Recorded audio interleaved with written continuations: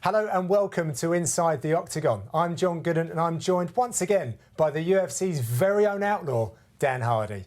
Finally, the time has come for José Aldo and Conor McGregor to put their bodies, words and reputations on the line to settle the most debated subject right now. Who is the true UFC featherweight champion? One of the best pound-for-pound fighters. José Aldo hasn't lost a fight in 10 years. Featherweight champion of the world! Introducing the notorious one, Conor McGregor! Interim champion of the world! Out there. One king gets old, then a young gorilla comes up and kills him and takes everything he owns. Disrespectful. Personality is over the top. He's just a joke and a court gesture to me, so all I do is laugh at him. I sense fear. It is all over! His time is up. Ready to take over! He's a dead man walking. Biggest fight in the history of the UFC.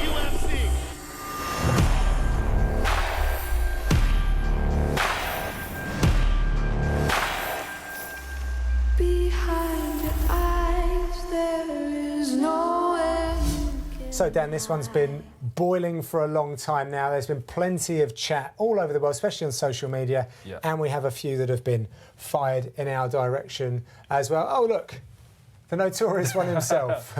He wants your opinion. Will the 15-month layoff and all the mind games affect Aldo? Yeah, it's a good question. I mean, 15 months is a long time to be off, but to be honest, I think the rescheduling of the bout actually plays into Aldo's favour. I mean, I was fortunate enough to be in Dublin at the end of the World Tour, literally when he walked off the stage after McGregor stole his belt. It was. He was quite annoyed after that. Yeah. But then I saw him in Rio a couple of months later, and he was far more relaxed. He was taking it all in his stride, and I think kind of, you know, like when you live next to a train track, you kind of get desensitised to the sound of the trains passing you by. I like the analogy. I think he's just kind of desensitised to that onslaught of constant chat from McGregor now. And you've got to think, every day that Aldo wakes up, he's walking around the streets of Rio, he's going in the gym, people are talking to him about McGregor all day, every day. So more than anything, he just wants to get in there and prove this guy wrong and get one belt unified and keep it. Do you think maybe that Conor's made a mistake by taking the foot off the gas with this? Because I think his words were something to the effect of, I'm going to leave him alone because I think I scared him and he might not turn up again. I don't know. I'm not sure. I mean, Conor's been distracted by, you know, all of the other media stuff he's been doing, obviously the Ultimate Fighter and all that. So he's been a busy man and you know, he's had some time to step back from the fight, whereas Aldo's been focused on it for the whole time. I mean, even though he was injured, I'm sure he never stopped training and preparing for it mentally. Sure. Well, talking of training, I'd like to bring up the different training methods between Nova União, obviously Aldo's home, and Conor McGregor's home at SBG Island. And if you follow Mr. McGregor on Instagram and his other social media, we see some themes. They do things very differently. John Kavanagh, the head coach over at the gym, talks about upgrading the software without harming the hardware. So even the sparring seems a little bit lighter. Yeah. It's always within a very strict range so that all of the guys are very comfortable in uncomfortable positions. It's a very interesting difference in styles that we see. Yeah, I mean, the Nova and Yao guys, their sparring is hard. I mean, they really put pressure on each other. And Aldo's got guys around him like Johnny Eduardo and Hakrin Diaz, people, you know, guys that are really well-rounded, good, high-level fighters. And, I mean, they're not pulling punches in the gym. They're putting each other under a lot of pressure. So the benefit in that is that if Aldo knows it works in the gym, it's likely to work in the fight. Of course. The danger, obviously, is, you know, you do pick up injuries, but he's been the champion for a long time. He's always been at that gym. He's never moved, so he obviously feels comfortable there. Yeah. And, you know, he's still the best in the world. He's still the world champion. So something's working. You know, if it's not broke, don't fix it. And the 15-month layoff might have been a good opportunity for him to heal some injuries and kind of take a slightly more, you know, focused approach to this fight. I know he's working a lot with Pedro Hizo on his striking, and those low kicks are going to be full effect on the night, that's for sure. Oh, dear. OK. Well, let's take a look at the facts and the stats. Let's start getting into the real detail of this one, Dan. I know everyone wants to hear what you've got to say. Physically then, just having a look at this, Conor McGregor, a little bit taller, has a reach advantage. And I know that you're going to be speaking about that, but my God, these two fighters are incredible with their striking and what they've achieved. Yeah, well, I mean, look at that. Aldo, most significant strikes landed in UFC and WEC history. That's impressive. But then he's fighting the guy with the highest striking rate in the featherweight history. So there's going to be a lot of volume thrown either way by these guys. Now, the reach is important because McGregor fights quite long. He stands on his side and he fully extends everything he throws, whereas Aldo's far more traditional, stands quite short and throws a lot of Thai boxing techniques. So his range will be slightly shorter, but I would argue that his hand speed's slightly quicker. So there is a bit of a trade-off there, and we really won't know how it matches up until the fight. OK, well, we'll see what other stuff you're looking to apply to the analysis. Conor McGregor, as soon as he came into the UFC, everyone could see that this guy was special. Yeah. And I think a lot of what he does very well is his precision. Yes. You know, he's very precise with the words that he chooses in his mind games, but also when it comes down to the brass tacks of what's going on in the octagon, his punches, his kicks, the pinpoint accuracy. Yeah, he's very good at picking his shots. Even from his first fight in the UFC, he's good at, well, Kenny Florian said it, he's good at finding your chin from anywhere. He can literally hit you with any shot he likes. But a lot of the time, you'll see when the fight starts, he'll actually pick a shot that he wants to work on. He'll see an opportunity to land, and he'll keep working that particular shot. You've seen 3 uppercuts so far. I'm going to talk about that in a second. But look at this movement, beautiful front kick, staying out of range but relying on his reaction time and his head movement to keep him out of danger. And watch this beautiful footwork here. Brimage is going to push forward with a 2-3 punch combination, and McGregor just circles off completely out of the way. Now this is what I want to talk about, this punch here. You can see it coming up, the uppercut there. Yeah. Pay attention to this because it's an opportunity that he saw, obviously researching Brimage or possibly even in the fight itself, and he keeps looking for this same shot, the uppercut. And eventually he finds it, and Brimage can do nothing about it. Beautiful uppercut there, followed by another one, and that's the beginning of the end of the fight. He's good at picking those opportunities. He's good at finding where an opponent leaves himself open consistently. Another thing I want to talk about is the way that he's always circling his opponents away from his left hand, which is quite unusual for a southpaw fighter. Oftentimes you will want them to circle onto your power side, like we saw with Rockhold. But in this situation, we're not seeing that.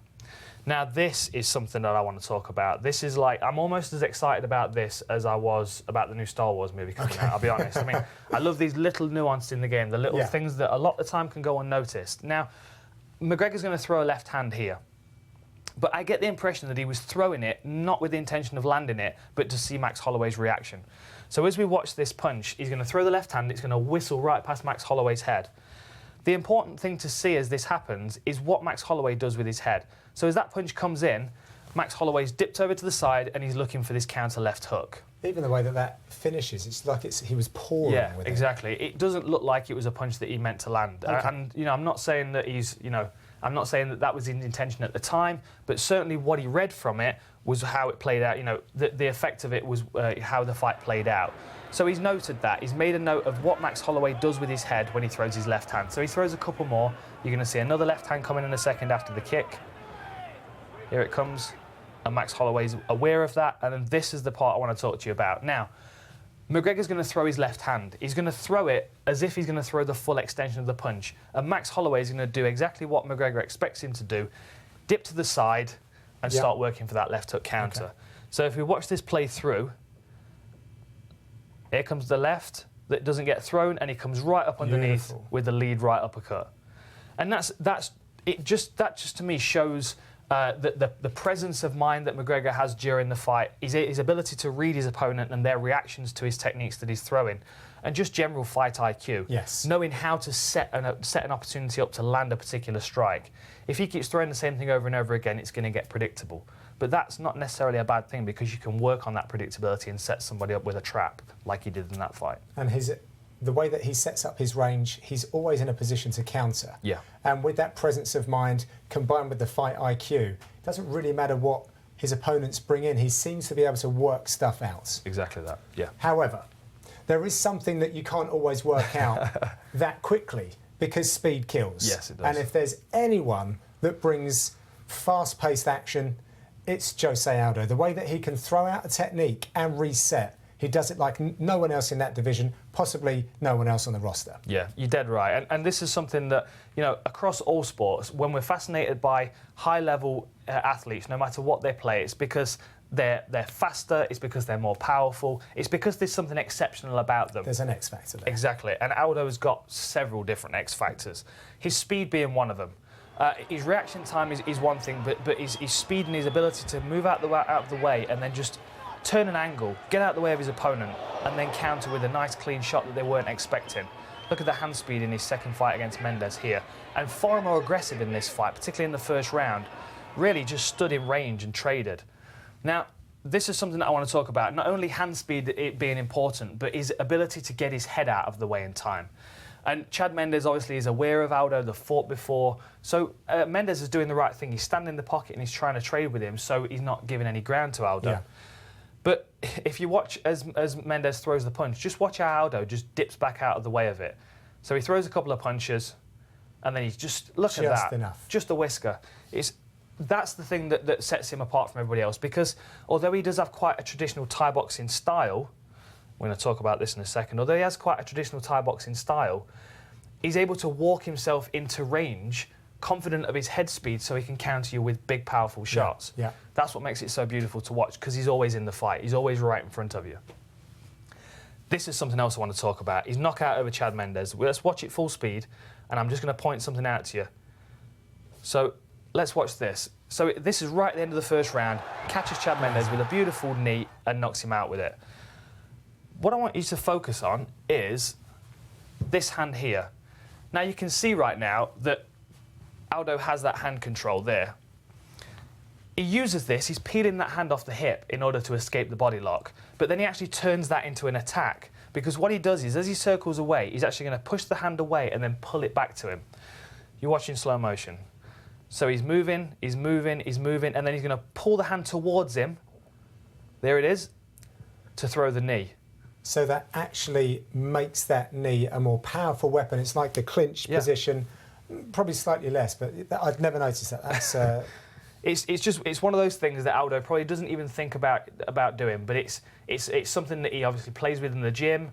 And like I say, if his people are putting him under pressure in the gym, he's got to start finding these little solutions, these little opportunities. And with his speed, he can make the most of them. Remind me not to train at Nova Union. Yeah, I got eaten alive, mate. I was there for 2 days. They beat the hell out of me.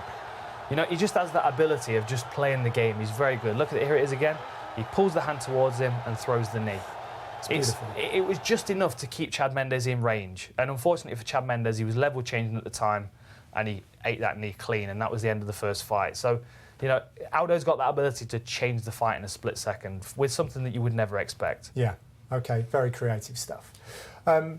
Let's focus on a particular weapon then for each of these fighters. Okay. Conor McGregor, his left hand, his power hand, it's finishing fights for him, and he throws it in a very unique way. He does. Well, as we were talking about before, and about, you know, like Luke Rockhold will want you to circle towards his power hand or his power leg. Yes.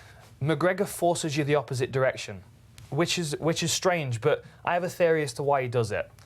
First off, let's just have a look at this. This is McGregor 101. The posture, the stance, looking down at his opponent. You know, all of his tattoos play into this. It's all a part of the psychological advantage. But the left hand is something that I really want to focus on. So here, look at that. Now, the thing that's unusual, as I said, is that he punches across his opponent. Usually, when you throw in your left hand, you want your opponent moving this way, so they eat the full power. Meets force. Exactly. Yeah. Two cars at 30 miles an hour is a 60-mile-an-hour collision. Yeah.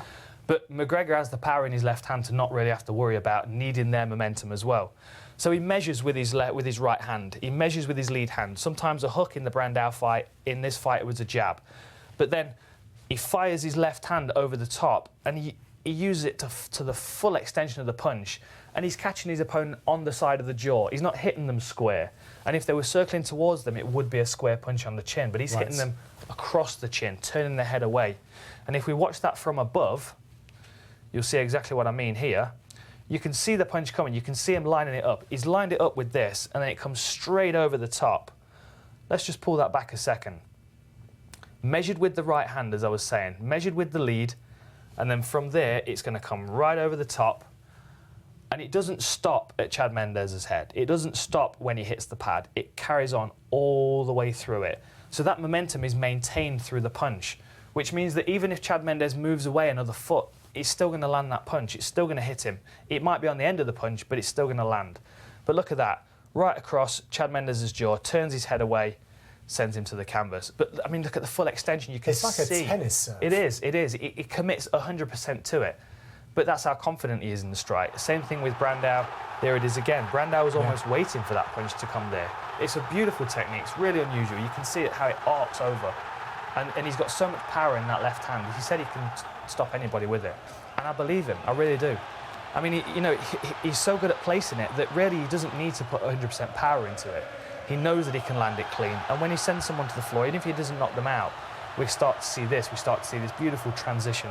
It's that presence of mind, it's that understanding of the ground game to the point where you don't feel rushed, you don't feel panicked. He's already hurt Dennis Siver. Siver's on the back foot, he's already fading, and he just transitions nicely from one position to another, gets mount, and then gets the finish of the fight. And we haven't seen a great deal of McGregor on the floor, but what we have seen, he moves very well, just like he does on the feet. So the advantage on the floor, I really don't know who it goes to. Well, in order to get it to the canvas, one has to take another one down. Yeah. And that is a really interesting thing to look at, because both of these fighters, so athletic, so well built for the striking game, they refuse to accept the canvas as a place of play, do they? Yeah. It's, I mean, Aldo is fantastic at takedown defence, but McGregor is just as good, and they are super athletes. I mean, watch this. Siver's hurt right now. He's going to level change, get nice and deep on a takedown, but McGregor never touches the floor. But not at one point. Not at one point did he touch the floor there. We've got to watch that one more time. So it's not like he even springs back up. No. He never got there. Never got there. Never accepted the takedown at all. And when you've got to think, when you're in a position of Dennis Siver, you're already hurt, you're already rocked, and you feel like you're deep in on a takedown. His hands are together. Yeah. For most people's money is a completed takedown. But McGregor won't allow it. And you'll see in a second, he glances back over his shoulder and he plants his hand on the floor. But the hand, his ass cheek never touches the floor. The hand's planted, but there's still space. We need a magician's assistant to go with a cane and just kind of... Yeah.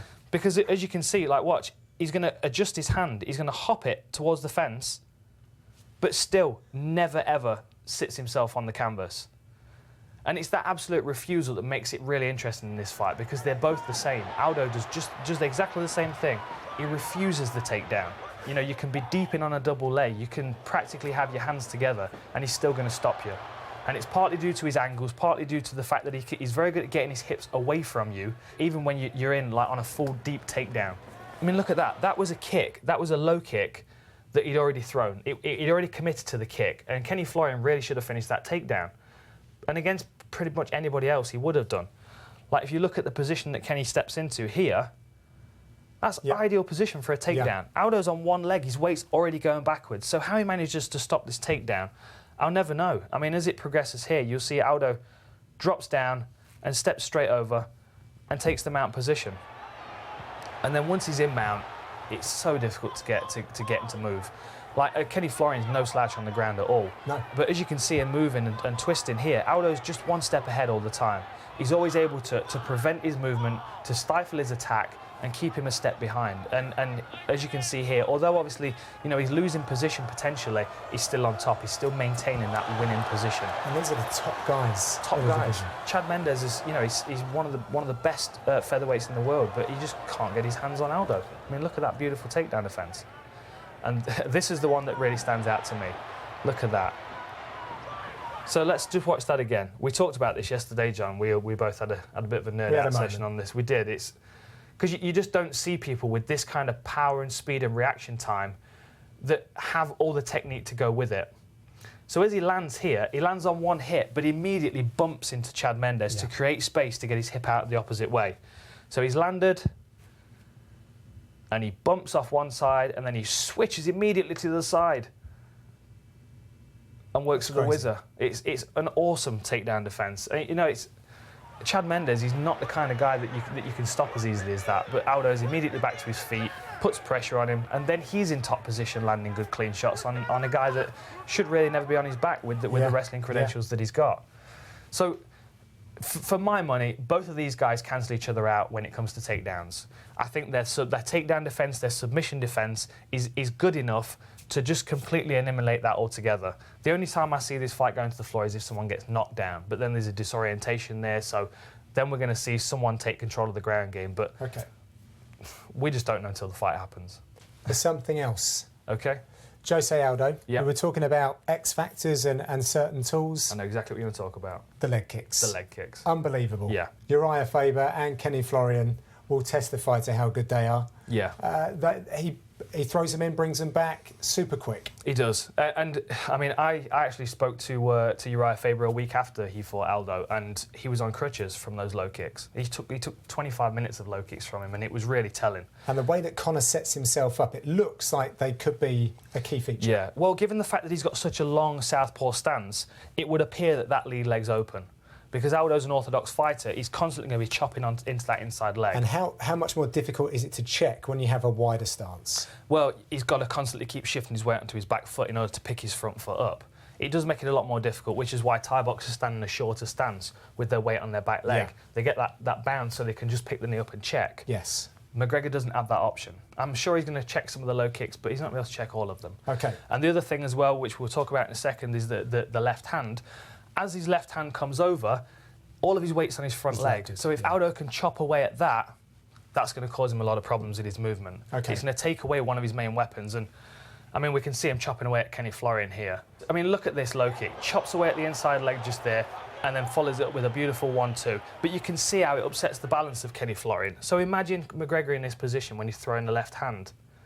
That's going to be an issue, because as he's leaning over with that left hand, as that leg's being chopped away, that's taking his base away, particularly because he doesn't often keep his back leg on the floor. Yeah.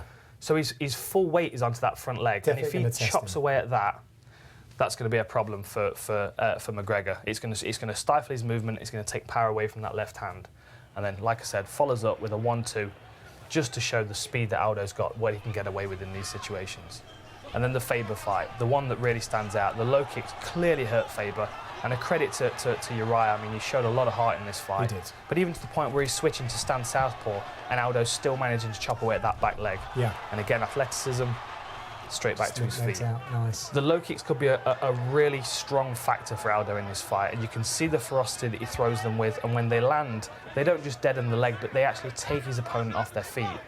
If he can start making McGregor hesitant to move forward, especially with that left hand, immediately Aldo's starting to take control of this fight.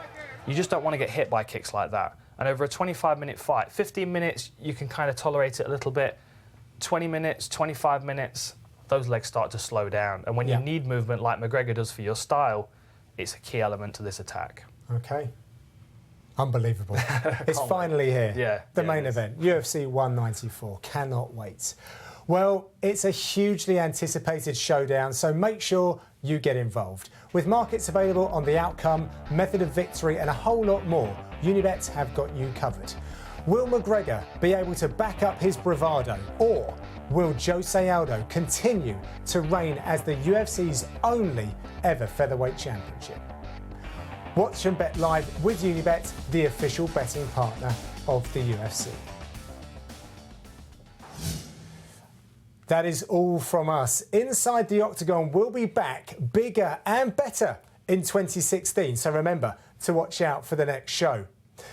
So the time for talk is over. All there is now is to sit back and enjoy the culmination of a year of touring, training and trash talking. It's time for UFC 194. Aldo versus McGregor. It's like in the jungle. One king gets old. He starts getting sloppy, he starts stagnating. Then a young gorilla comes up and kills him and takes everything he owns. Look into my eyes, little man. I'm gonna put him away early. I'm gonna take your I will belt. go out and I'll put him still. There is only one.